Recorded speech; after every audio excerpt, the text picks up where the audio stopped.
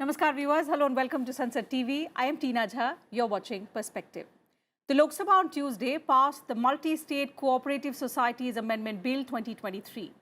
Piloting the bill, Union Home Minister and Minister of Cooperation Amit Shah said, with the passing of this bill by the House, a new era will begin in the country's cooperative movement. A quick summary of the key features of the bill that amends the Multi-State Cooperative Societies Act of 2002. So it establishes the Cooperative Election Authority with a view to introduce electoral reforms in the cooperative sector. A multi-state cooperative society will now require prior permission of the government authorities before the redemption of their shareholding. The bill will allow any cooperative society to merge into an already existing MSCS. Under the old rules, only an existing MSCS could merge with another one. Also, it proposes creation of a Cooperative Rehabilitation, Reconstruction and Development Fund, which will provide financial support and assistance to struggling or distressed cooperative societies to help them recover and develop. Besides, it proposes appointment of one or more cooperative ombudsman and cooperative information officer to improve transparency, accountability, and grievance redressal within MSCS, making them more responsive to their members' needs. Now, as per the data published by the National Cooperative Union of India, there are about 8.6 lakh cooperatives in the country. How will they be strengthened? Through the various amendments that Multi-State Cooperative Societies Amendment Bill 2023 seeks to bring about. Also, how will the move help the cooperative sector in strongly contributing to the development of the country? We'll analyze all this and much more in Perspective today with distinguished guests joining us on the program. I'm pleased to welcome in the studio Mr. Vijay Kumar, Special Secretary and Central Registrar of Cooperative Societies, Ministry of Cooperation. Next to him is Mr. Yogendra Kumar, Marketing Director, IFCO. And joining us virtually are three guests, Mr. Jyotindra Mansukh Lal Mehta, President, National Federation of Urban Cooperative Banks and Credit Societies Limited, New Delhi. He's joining us from Rajkot. Dr. Hema Yadav, Director, Vaikunt Mehta, National Institute of Cooperative Management. She joins us from Pune. And Mr. D. Krishna, Advisor, National Federation of Urban Cooperative Banks and Credit Societies. He's joining us from Bengaluru. Thank you to all my guests for joining me on this edition of Perspective. Mr. Kumar, allow me to begin the program today with you. So, first of all, to help us and our viewers understand what really a multi-state cooperative society is, and secondly, very briefly, if you could take us through some of the key provisions, the changes that this bill aims to bring about. So first, let me begin, as you said, by explaining what a multi-state cooperative society is. So in the country, there are two types of cooperative societies, which have membership drawn from more than one state. They are the multi-state cooperative societies. They are also called societies with objectives confined to more than one state. So there are about 1,500 such societies. Right now, they are governed by Multi-State Cooperative Societies Act 2002. तो अभी जो नया act हमारा लोकसभा में पास हुआ है, इस act में बहुत सारे ऐसे फीचर्स हैं जो इन मल्टी स्टेट सोसाइटीज़ की रेगुलेशन को इम्प्रूव करेंगे, इस सेक्टर को स्ट्रेंथन करेंगे, इसमें ट्रांसपेरेंसी बढ़ाएंगे. द बिल हैज़ रफली about 48 clauses, which can be summarized into main 6 categories. So I will touch upon some of them very briefly.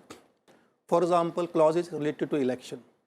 One of the key features is to establish a cooperative election authority, which will have same powers on the same lines as Election Commission of India for cooperative elections. तो इसका क्या लाभ होगा? इसके होने से cooperative societies के election time पर होंगे, उनमें डिले नहीं होगी और उनमें किसी भी प्रकार का कोई भी गलत कार्य नहीं होगा. तो it will ensure free, fair and timely elections. Second important category is about composition of board members.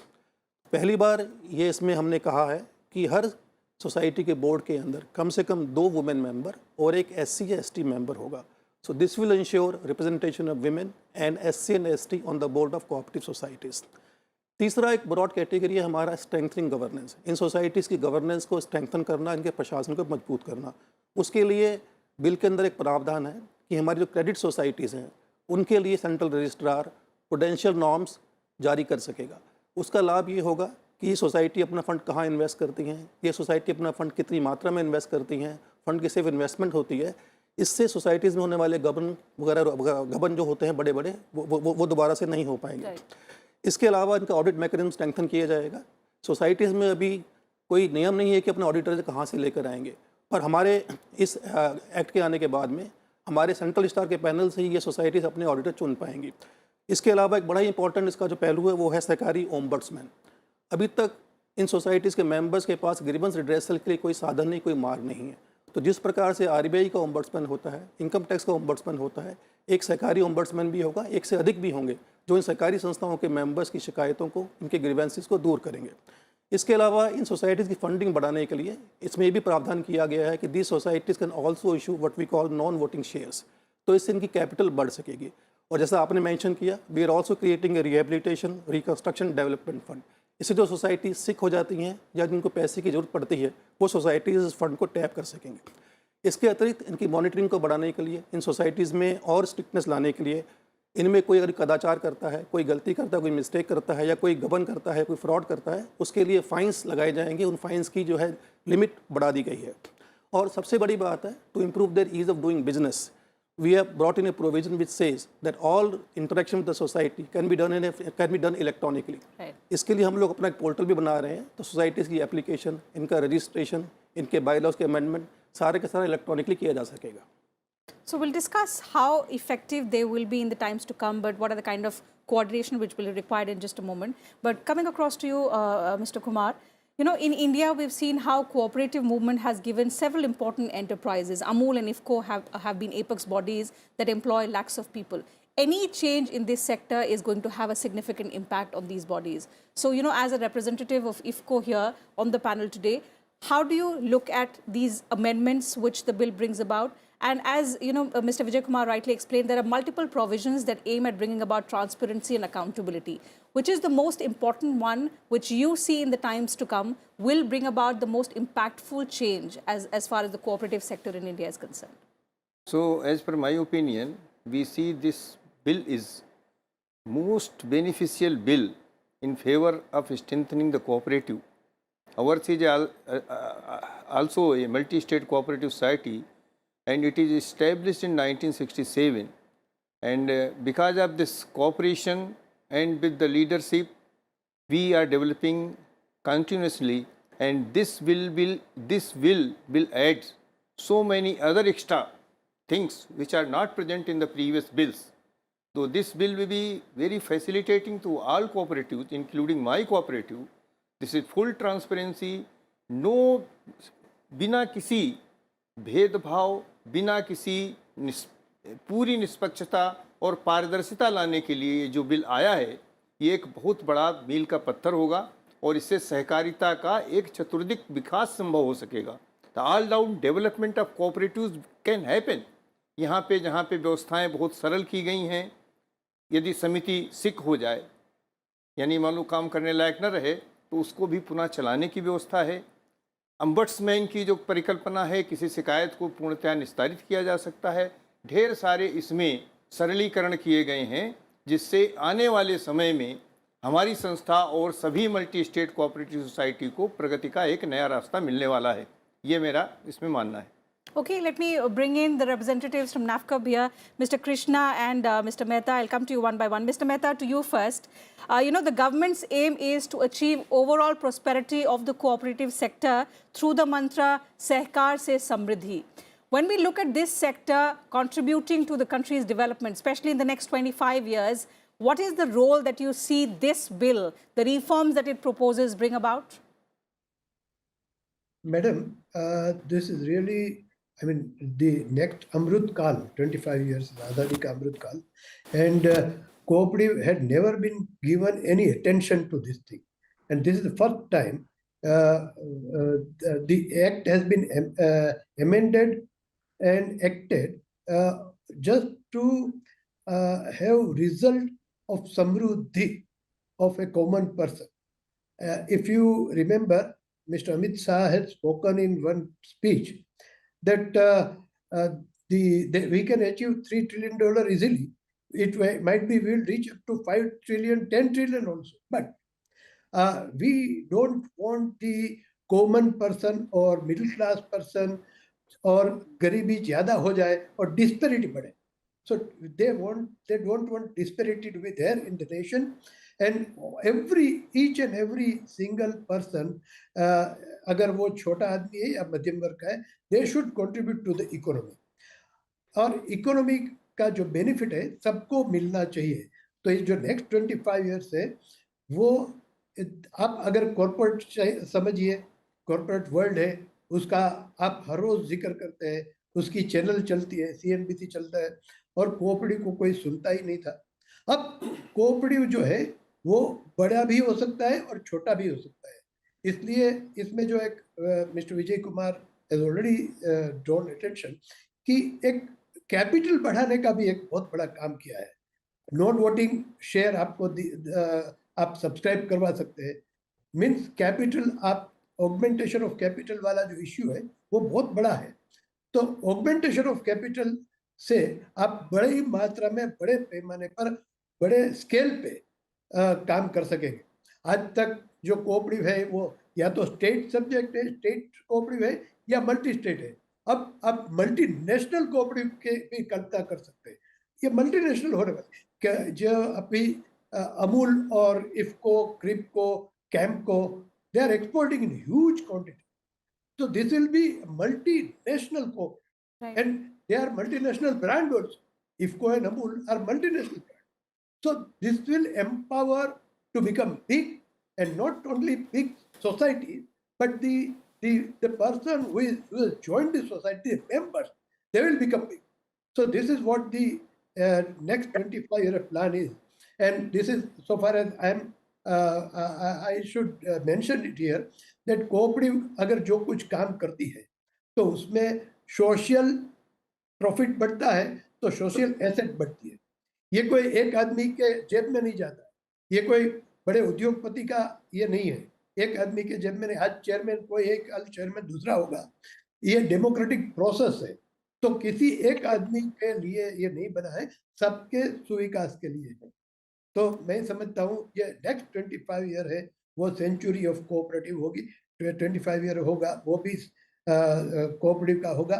और हमने 100 साल तक से, जैसे 120 साल पुरानी कोऑपरेटिव है, अब नेक्स्ट सेंचुरी का ये प्लानिंग हम कर रहे हैं। Absolutely, and that's why there are efforts through this bill, Mr. Krishna, to not just bring about transparency and accountability, but to strengthen the cooperatives so that their contribution in the country's progress enhances with time. So when we talk about ease of doing business, that's another important riding factor behind this bill. What are the provisions that you see will ensure ease of doing business in cooperative sector? Yeah, actually, you see, cooperative sector as such, the multi-state cooperatives, they are not very big in number, but जो multi-state cooperatives करेंगी, they show how other cooperatives can do in other states, because multi-state cooperatives are the very special type of cooperatives where members are in different states, and they generally जो है cooperatives छोटी होती हैं, there are millions of them, lakhs of them, but these are very special cooperatives जो they have succeeded in state and they have become multi-state. Now इनको जो है ease of doing business is very important for them. So things like, you know, in the amendment there is that if you apply for registration, the registration will be given in a very time bound manner, Right. and also, like, you know, since you can now you are in digital age, everything could be done digitally. These are ease of doing, you know, officially जो ministry की तरफ से and authorities की तरफ से, they are easing out the whole thing. So that's basically the ease of doing business. But more importantly, the Ministry of Cooperation, which is spearheading this regeneration and revival and bringing it to the center stage, their efforts will actually see that a lot of cooperatives, they maybe, ease of doing business, unless you, then it's easily available to do the business. The new entrepreneurs and younger people, they will not come into the picture. True. And Minister has already so many times said that cooperative startups भी करनी चाहिए. So all these things point to the fact that unless we do, we see that the business is easy, registration is easy. Your amendment of bylaws is easy, and you can be flexible. All these things will come about in the Multi-State Act, and if this is coming, then the states also will see, and जो maximum cooperative society states में है वहां भी change होती रहेगी. You're right. So, So with a this- trust on the- overall development, the reforms, the provisions that this bill has are inclusive in nature. They aim to bring about transparency and, most importantly, modernization, as you said, because when we talk about transparency and accountability, digital is the way to go, something that we have taken the lead in. India has taken the lead in, and this is something that we want to incorporate in the cooperative sector as well. Dr. Hema Yadav, coming to you. You know, WAMNICOM has been playing an active role in strengthening the cooperative movement in our country by your training personnel in the cooperative sector.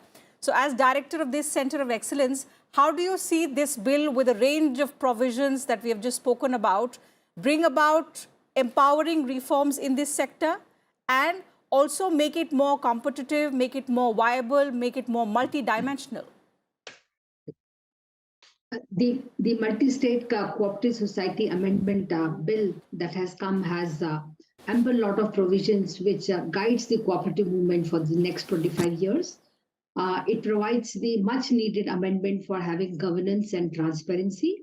And it will also bring in a lot of digitalization and a multidimensional kind of process wherein the elections are going to be very fair. The recruitments, it lays down the rules for the recruitment and also puts some kind of a recruitment process which is going to be very fair and kind of discourages anything of having a known person or a reference person. That's a very big thing that's going to come into the cooperative sector.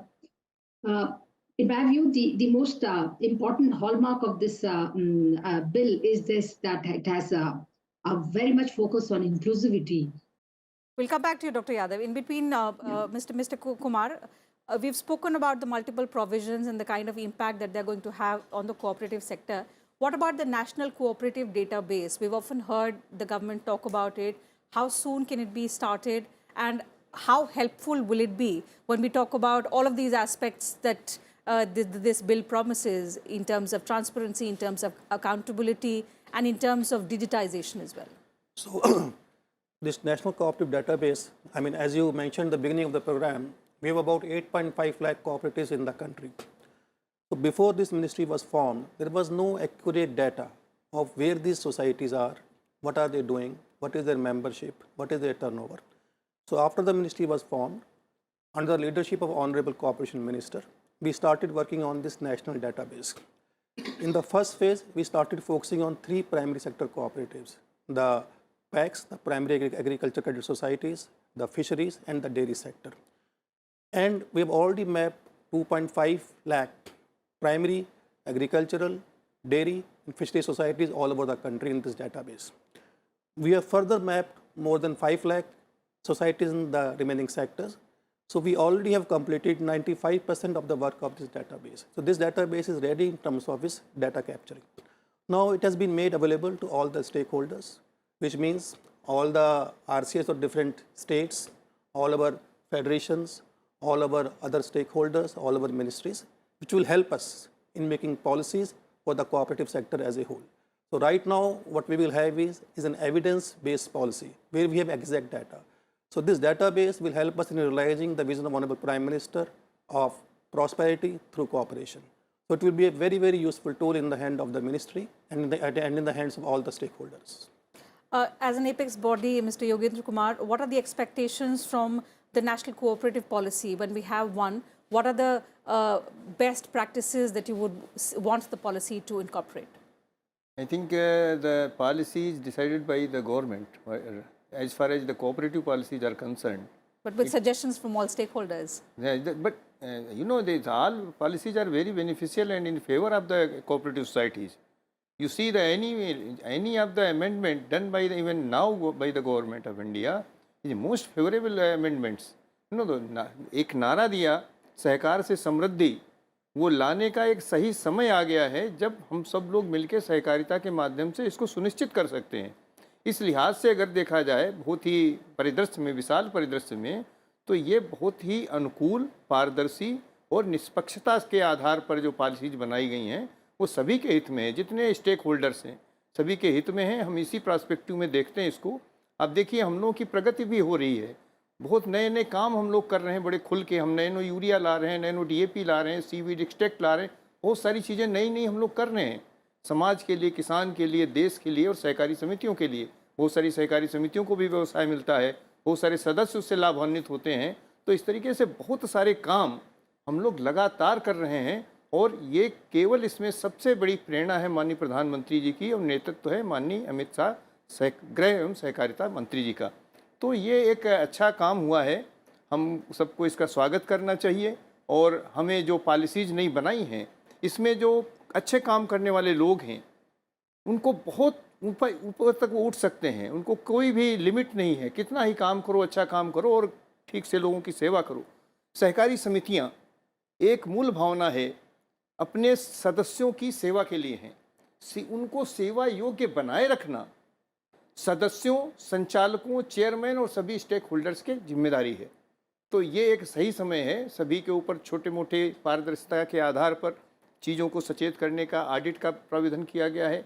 Auditor कहाँ से आएगा उसकी व्यवस्था की गई है। कोई अगर आपकी शिकायत है तो उसके निस्तारण की व्यवस्था की गई है। अगर आप कहीं बीमार हो जाते हैं तो कुछ स्वस्थ करने की व्यवस्था की गई है। जो भी आवश्यक कदम हो सकते हैं संभव, वो सभी सरकार ने उठाए हैं इस बिल के माध्यम से। और ये जो सहकारिता की नई पॉलिसी बनी है वो सभी के हित में है। और एक माहौल बना है अभी सहकारिता के माध्यम से उन्नति करने का। अभी हमारी सहकारिता मंत्रालय ने बहुत सारे सुधार के नए एक एजेंडा पेश किया है जिसमें सभी स्तर की सहकारिताओं को मदद मिलने वाली है। Dr. Hema Yadav, you were talking about the representation of weaker and marginalized sections, how this policy makes it more inclusive for women as well. So how significant is it going to be towards empowering the cooperative sector? That's something that you were talking about. If you would like to finish your point, ma'am. Yeah, I'll continue with this. What I was trying to say is that inclusivity is the hallmark of this policy, where the policy reaches out to the women to be represented on the board as the directors. And this is going to be a very kind of encouraging for the women cooperatives to be able to participate in the cooperatives in decision-making process. And they can bring in a new perspective in the cooperative by bringing a kind of an entrepreneurial kind of some communications in the cooperative sector. One, the weaker sector also gets represented on the board. Either a member from the SC or ST gets a representation. You know, the cooperatives, as the other panel members were saying, is all about members, you know. And as the country is growing in a social and economical way, we are also seeing a demographic change. And the policy has to have this inclusivity with the weaker sections. There's adequate provisions for the weaker sections to come on board and play a decisive role. And this encourages the people at the bottom of the pyramid to be aligned to the cooperative sector, as the cooperative sector would always have this kind of principles to have this member centrality. As long as we are serving the members, the cooperative sector would go ahead. Yes. And also the provisions which relate to the transparency, the governance, and also puts in a robust system of mechanism is going to bring in a lot of development changes. And you can really track the changes. You can bring in some kind of positive changes which are now enshrined in the national cooperation policy, which would be coming up very soon. Coming to the education training part, as the institute, National Institute of Cooperative Management, caters to the needs of training and information and education. The Cooperative Education Fund, which was already there in the previous in the MSCS, but now there's an adequate focus that you can have this fund to have this education for the members. You can have funds to educate the members of the board, and the other people are the startups, the entrepreneurs. So more in training and education and bringing youth through the education would be one endeavor of the institution to kind of take, the help of their provisions, which are so enabling, which are so vibrant. And rightly so, when the Prime Minister keeps asserting that youth are going to be the drivers of the change that we want to see in the next 25 years. Coming back to one of the key provisions in this bill, Mr. Vijay Kumar, and that's something that we had been talking about, we began with. the appointment of a cooperative ombudsman. Now, we've seen how ombudsmen have been appointed in different departments in the past as well. But in the cooperative sector, what is going to be the role, the powers, the adjudication powers of the ombudsman, and how is it going to strengthen governance is going to be one question as well, which is going to be asked. So, ombudsman is one of the key features of this bill. And as per the provision of the bill, government can appoint one or more ombudsmen who will have territorial jurisdiction in respect of cooperatives. So the basic idea is अगर cooperatives के members की कोई समस्या है, उनकी कोई grievance है, जो cooperatives address नहीं कर पा रही हैं, they can approach their respective ombudsman by filing an application. That ombudsman will have powers to enforce attendance, powers to call for documents. It will be an empowered body. This ombudsman will decide the application within a time-bound manner. It can give direction to the society for disposal of the grievance. It can award costs. It can award fines. It can award lot of things. And in case the member is not satisfied with the decision of the ombudsman, he also has the option to go to the Central Register of Cooperative Societies in appeal. Same option is also with the societies. इसके अलावा हमारे एक concept और भी है इस bill के अंदर कोऑपरेटिव इंफॉर्मेशन ऑफिसर का, जो आरटीआई के आधार पे बनाया गया है, जिसमें मेंबर सोसाइटी के इंफॉर्मेशन ऑफिसर के पास जाके इंफॉर्मेशन मांग सकते हैं. उस केस में भी अगर मान लीजिए कोई इन्फॉर्मेशन नहीं मिलती है या कोई मेंबर सेटिस्फाइड नहीं है उस इन्फॉर्मेशन से, he has the option to go to the cooperative ombudsman to file an appeal. So ombudsman can address two kind of issues. एक जहाँ पे मेंबर की ग्रीवेंस है जो एड्रेस नहीं हुई है, दूसरा जहाँ मेंबर को इन्फॉर्मेशन नहीं मिली है. Okay, so time allows me to take up just one last comment from you, Mr. Mehta. We were talking about how crucial the role of the cooperative sector is going to be in terms of contributing to the country's development in the next 25 years, as you rightly put forth your views in the first answer. But the question here is, we've spoken about these provisions which aim at overall holistic development of the sector. But in terms of strengthening the sector furthermore, what are the other efforts that require to be taken? What is the thrust area going to be apart from this bill that has been brought about, apart from the database and the policy that we have just spoken about?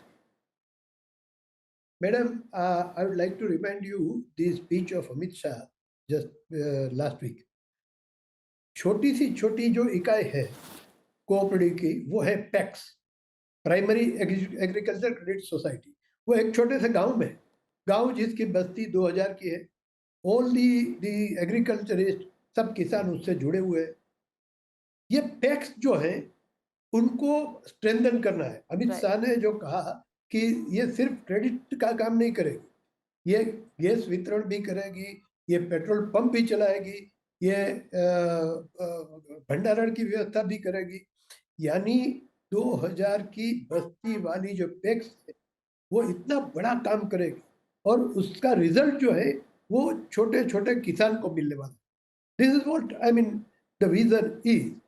मैं आपको और भी बात बताऊं कि जो ये छोटे लोगों तक कोऑपरेटिव का रिजल्ट ले जाए, बड़े का भी जो सरकार ने अभी 3 कोऑपरेटिव सोसाइटी बनाई है, वो लैक्स ऑफ रुपीस का इन्वेस्टमेंट करके कोऑपरेटिव के माध्यम से इफको, क्रिप्को और अमूल की जो हम बात करते हैं, ऐसी बड़ी सोसाइटी जो होने वाली है, they will deal with the distribution system और बहुत बड़ा काम करने वाले हैं. All right, we'll have to stop at that. Time allows me to take up only that much on the discussion today. Thank you to all my guests for joining me on this edition of Perspective, sharing your thoughts, your views with us and our viewers. And to you viewers, thank you very much for your time as well.